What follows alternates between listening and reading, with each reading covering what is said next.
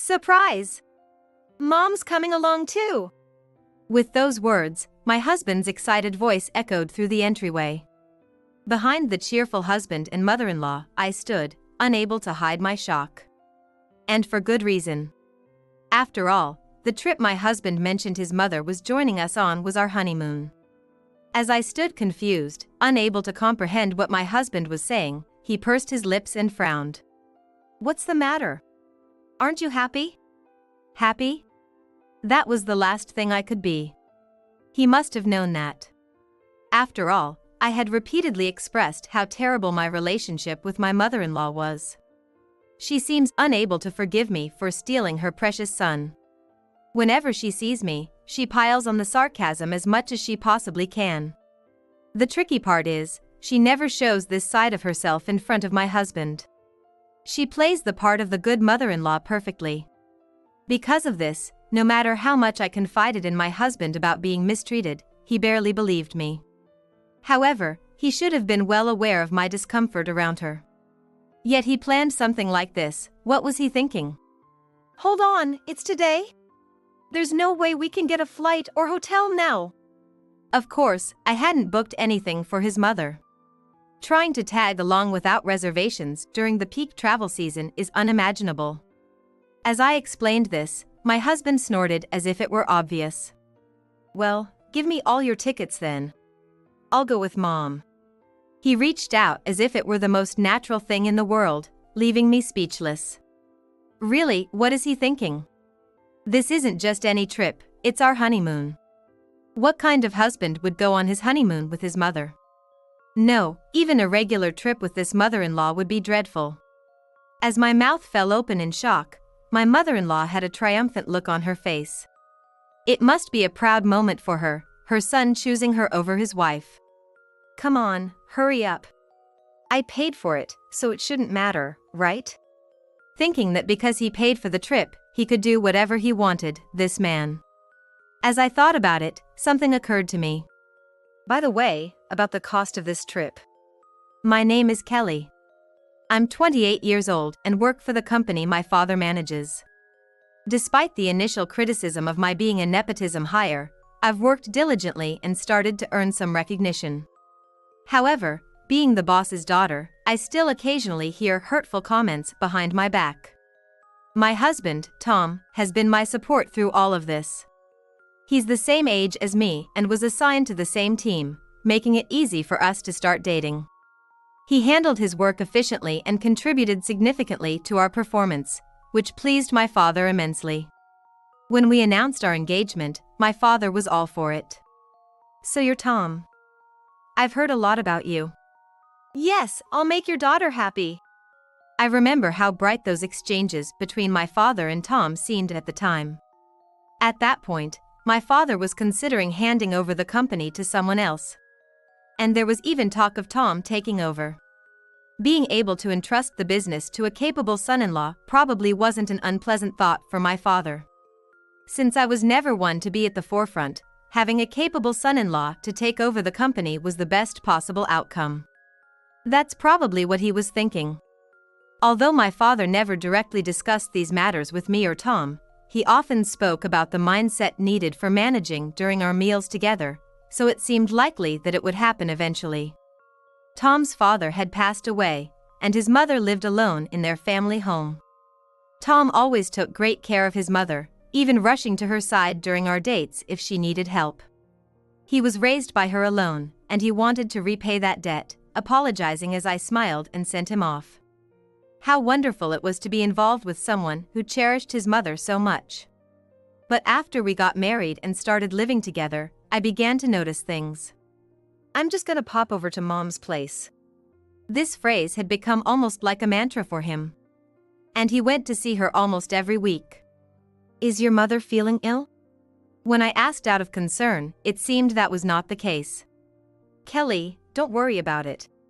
Everyone needs some time to themselves, right?" At first, he would say this while stroking my head, but even that had stopped recently. One Saturday morning, as he was cheerfully preparing to leave, I asked him, "Hey, are you going over to your mom's place again today?" Until then, my husband, who had been in a good mood, abruptly stopped what he was doing and let out a heavy sigh. "Hey, what's up with that tone?" Startled by his words, I shrank back. Damn, I had spoken more harshly than I intended, but it was too late. He turned around and glared at me sharply. "It can't be helped. My mom is alone at home. I'm just checking in on her because you said you didn't like it, okay?" I flinched at his response. Yes, I've always been uncomfortable around my mother-in-law. It wasn't always like this, of course. The mother of the man I love. I wanted to cherish her just as much as my husband does. That was what I thought initially. But it's not guaranteed that the feeling will be reciprocated. My mother-in-law seemed to think of me as a cat thief who had stolen her son. Ever since we met, she had been making snide remarks when my husband wasn't around. It happened the first time I went to greet her. As soon as my husband left the table to use the restroom, and the sound of his footsteps faded, her demeanor changed completely. She looked me up and down as if appraising me. "I don't care if you're the boss's daughter or whatever, you're nothing special." Before I could recover from the shock, she continued with heavy sarcasm. "To think you'd show your face after stealing Tom from me. I don't acknowledge you at all. Don't get it twisted." She sneered at me, taking me aback, and slurped her coffee. Naturally, she hadn't served any coffee in front of me. "Hey! Don't talk to me. It's creepy. Why did I have to face such hostility from someone I had just met?"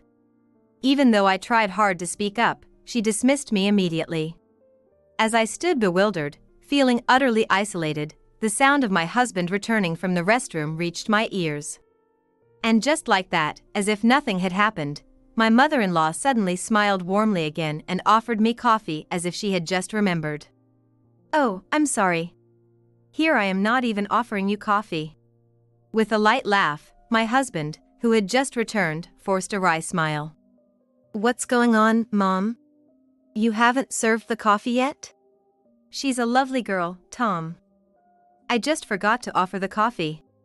Saying that, she smiled kindly, appearing to be a good-natured person.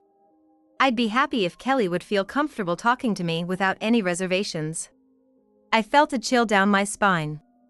Ever since then, my mother-in-law has continued to make cutting remarks whenever my husband is not around.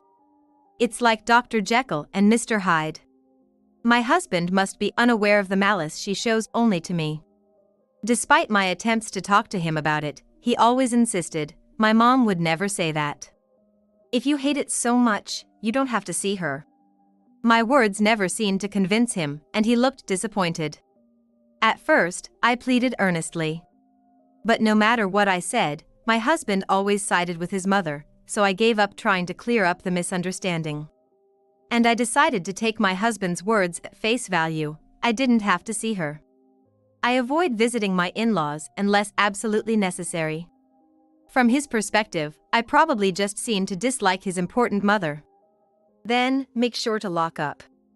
Saying this, he headed to his mother's place without looking back at me again. Wait, I reached out, but grabbed only air. My husband's back blurred through my tears.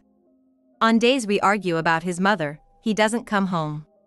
It felt like a harsh reminder that his mother is more important to him than his wife. If it weren't for the issues with his mother, Tom would be a good husband. He notices when I'm struggling at work and supports me quickly, and even though he often works late, he helps with the housework.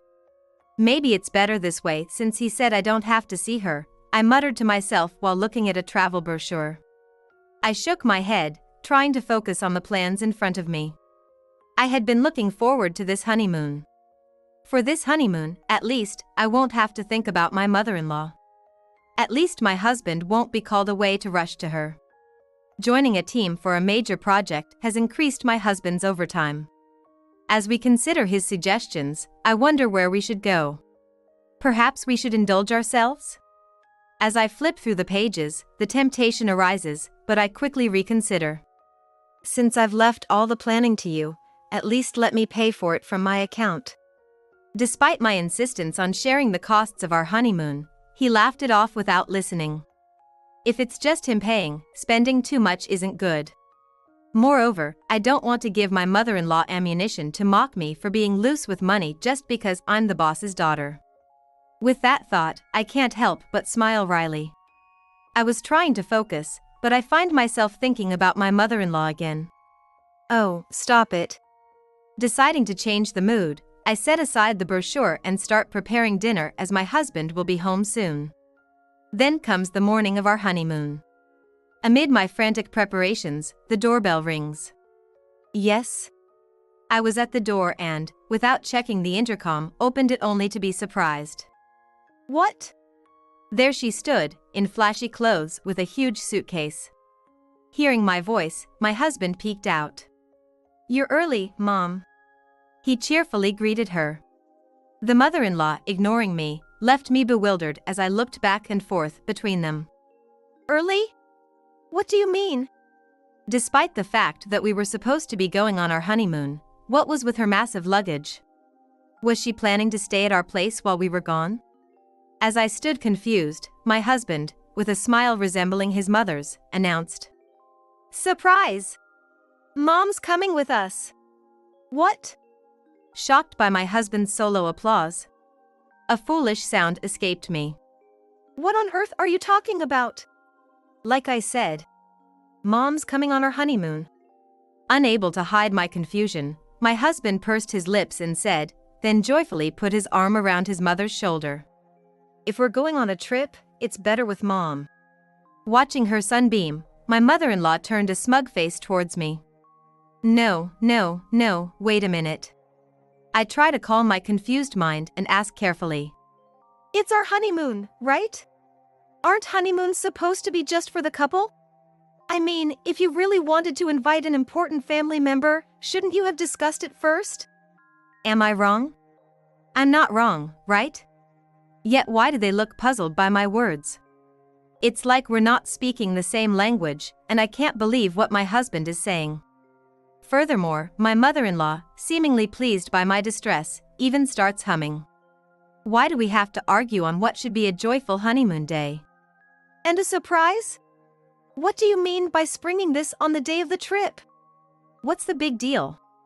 I paid for it, so it's fine. My husband snaps, noticing my stunned expression. No, it's not fine. Was his insistence on paying not to ease my burden, but to make sure I couldn't object to bringing his mother? Wait, you can't just spring this on me. It's obviously impossible. I say, sighing in frustration. Both my husband and mother-in-law start to look visibly upset. What do you mean, impossible? Oh, Kelly just doesn't want to travel with me. My mother-in-law complains as if she's the victim, my husband acting childishly, mirroring her tone. My headache intensifies. It's not about wanting or not wanting. Tom, did you even book the flight and hotel for your mom? He looks baffled. Huh? We can book that now. That's impossible. Do you know how far in advance I had to make reservations? I raise my voice, incredulous at their lack of planning. Could they really have thought it would all just work out on the day? Though I had resolved not to splurge, the hotel I booked was quite nice. Especially now during a peak travel period. There's no way there are vacancies on flights or at the hotel now. I argue, and my husband nonchalantly holds out his hand. Then give me all your tickets. What? I ask, utterly bewildered. Just give me your tickets if there aren't any for Mom. I paid for the trip, so I'm ordering you. As my triumphant mother-in-law's face comes into view, everything before me goes dark. What? What does this mean? What am I being told? Since Mom went through all the trouble to prepare, I'll go on the trip just with her. We can go on a different trip together later, Kelly, okay? My husband's rationale, prioritizing his mother as naturally as breathing, leaves me unable to keep up. Or does he think everything will just smooth over if he goes on the trip without me? I've said it time and again, but this is supposed to be our honeymoon. A trip meant for just my husband and me. And now, out of nowhere, his mother shows up expecting to go with us, thinking it's some kind of surprise. Mom went through all the trouble to prepare? I couldn't care less. If anyone should be making concessions, It should be her going home. Yet here I am, being told by my husband to just give up. I'm utterly dumbfounded. I was going to keep quiet, I say, holding my throbbing head and letting out a heavy sigh. But the trip is actually being paid for by my father. You haven't paid a dime, so you have no right to demand my ticket. When I tell him this, it's now my husband's turn to look bewildered. That makes sense. He thought he had paid, which is why he felt so entitled. Why would your father do that? As he starts to sweat, I give him a cold look. He gave us the honeymoon funds to save for our future. And he even told me to keep quiet about it, considering your pride. Why didn't you tell me? My husband yells, his face turning red with the shock. The mother-in-law, who had been smug up until now, probably didn't expect that my father was the one paying. She starts to fidget nervously. Watching my husband's tantrum, I feel my emotions cooling rapidly. All the tolerance for my mother-in-law's snide remarks and my husband's mother-first attitude just drains away. If you two are going, then you'll need to reimburse my father, and I'll cancel the reservations.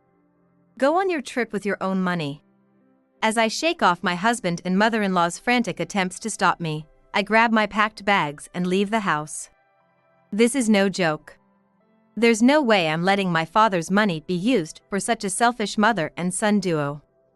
Thanks to them dumping everything on me because they were busy, all the reservations for the flight and hotel were in my name, so I started canceling them as I get into the taxi I had called. Instead of heading to the planned airport, I give the driver my parents' address, and the taxi starts moving, albeit with a hint of confusion. When a daughter supposed to be on her honeymoon returns home with heavy luggage, my father is shocked beyond belief. But when he hears the whole story, he becomes furious. What the hell is that? Are they kidding? The constant calls from my husband only fuel my father's anger further. And of course, my own. After telling my father everything, my resolve solidifies. Dad, I think I want to divorce. I state clearly, and my father calms his anger and quietly supports me. Without saying whether it's good or bad, he just gently rubs my back, his hand warm. I'm sorry, Dad. As tears spill over, I see my father's other hand clenched tightly. The next day, my husband comes to my parents' house to apologize. My father stops me as I try to send him away at the gate. If you're going to divorce, you need to talk it out. I want to hear his side of the story directly. Let him in. Though I had intended to involve a lawyer, I let him in because my father insisted. As my husband realizes my father is at the door, he quickly apologized. Seeing my husband act meekly just because he's in front of my father irritates me. As he continues to act overly apologetic, my father signals me to lead them to the sitting room. I am terribly sorry for causing such a disturbance. Before he can even finish greeting, my husband starts begging. It seems like he talks to my father like that when he's dealing with him in a businesslike manner. Accustomed to it from work, his perfectly executed apology is almost sickening. What are you apologizing for, exactly? My father sighs, not knowing how many times he has done so already. I felt the same way. My husband said he was sorry for causing a disturbance. He wasn't apologizing for what he did to me. That's just insulting. In a rush to say something, my husband started to speak, but I cut him off and handed him a piece of paper. Here's the divorce papers. I've already completed mine. I said this deliberately politely, and his face turned pale as if he hadn't expected the divorce papers to come out at all. Wait, Kelly, divorce, what are you talking about? It seemed like the first time he actually looked at me since he came into the house. To him, I'm always second best. It doesn't bother you, right? You have your mother after all. If that's his intention, I might as well speak to him as I would a business associate. I have no intention of repairing our relationship. I must make my feelings clear through my actions. What are you talking about? Why bring up my mother now? She was looking forward to that trip too. We can go with Kelly anytime, right? I was appalled. He didn't understand at all why I was angry and left. Anytime, what are you talking about? It was supposed to be our honeymoon. I trembled with rage, trying to suppress it with my right hand. My clenched lips hurt. What kind of husband tries to go on a honeymoon he planned with his wife, with his mother instead? Speaking out loud made it all the more pathetic. But my husband continued as if to rub salt in the wound. But I was initially trying to take her with us. It was Kelly who said there were no flights available or that the hotels were booked. Think about it. It's impossible to get anything on the day you tell me. Unbelievable. He was serious. Amidst my confusion and anger, he was genuinely shouting that it was my fault. And you're telling my mother to go back? She was looking forward to it so much. He spat it out with such ferocity it seemed he might physically grab me. My father quietly intervened. Enough. Stop it. Until now, my father had been listening silently and shook his head in dismay. Tom, I am disappointed in you. No way. Suddenly calmer, my husband straightened up at those words. My father just looked at him with a sad expression. Why did you prioritize your mother over Kelly in that situation? Well, pressed by my father, my husband started to sweat. He could argue back at me, but not at my father. A honeymoon is meant to be for the couple. You could have traveled with your mother any other time, right? Was your promise to cherish my daughter a lie? It wasn't a lie. I just wanted to value my mother too. My father glared at him for the first time. So you don't mind hurting Kelly? My husband fell silent. I'm sorry. He apologized with a trembling voice. But his clenched hands betrayed his humiliation. He was apologizing because he had to, not because he felt it was necessary. He probably didn't think there was anything wrong with what happened. He was apologizing because he was in trouble with my father, the CEO, nothing more. Tom, you are competent at your job. At my father's words, my husband relaxed, thinking he was forgiven, but then realized he was mistaken. But a gaze colder than a midwinter lake pierced through him. But no matter how capable you are at work, I can't trust someone who doesn't value family. My father then handed him a pen, and my husband started to shake. Wait, please! Anything but divorce! I'll change! My husband wouldn't take the pen, so my father forced it into his hand. You should be apologizing to someone else, not me. Now my husband turned to me, begging. Kelly, say something, please! I'm begging you, not a divorce! He came to my feet as if fleeing from my father, looking up at me while clinging to my legs. From now on, I'll prioritize you. I couldn't even cry anymore. Disdain for me was apparent in every word he said. Please! If you divorce me, I won't be able to pay off the debt. Seeing that neither my father nor I were nodding, he shouted as if it slipped out. Debt? What is that? As I looked down at his disheveled head, I repeated the new word I just heard. And my husband jumped away from my feet in shock. He seemed to have blurted it out without thinking. Well, that. As my father and I silently demanded he tell everything, my husband finally resigned himself to explain. Well, actually. The truth hesitantly revealed by my husband was enough to make both my father and me hold our heads. It turns out, my husband and mother-in-law believed without a doubt that the CEO of the company would fall into their laps, and they had been splurging without regard for money. The reason he went back to his mother's house every week was apparently because they were spending money together. There's even less reason to keep the marriage now. My father, utterly contemptuous and speechless, watches as my husband finally shows a genuine act of contrition. Please wait. If you divorce me, I won't know what to do tomorrow. His repeated apologizing was almost comical, like a toy I'd seen somewhere. That's none of our concern. I send a dry look his way and just wait for him to sign the divorce papers. There's nothing more to talk about, so my father and I quietly sip our coffee. Of course, none for my husband. Though the divorce papers were somewhat coerced, the divorce went through without a hitch. The lawyer my father hired was incredibly capable, and apparently, negotiations went smoothly, partly because I had kept a detailed diary. We even claimed alimony that included the cancelled honeymoon costs, and there was an attempt through lawyers to reduce it. My father told me he had rejected it before I could even respond, and I couldn't help but laugh. As for my ex-husband, he quit his job hurriedly as the divorce became known at the company, making things awkward for him. Leaving on his own meant little severance pay, and with just a small amount of savings left, he struggled to pay the alimony and his debts, forcing him into a much more modest life, I heard from the lawyer. And as for the former mother-in-law, she's bedridden and scraping by with part-time jobs, so desperate that she's been asking old colleagues for money. While it's unclear how true this all is, it now makes for a funny story at gatherings. As for me, I am likely to take over as the next CEO of the company after my father, who has decided to retire, and the other employees have pushed me to step up. Despite my reluctance to be in the forefront, persuaded by my father's rare show of vulnerability, he didn't want to leave the company to someone unreliable. I accepted the responsibility. Though I was initially hesitant, it turns out I may have inherited some business acumen from my father.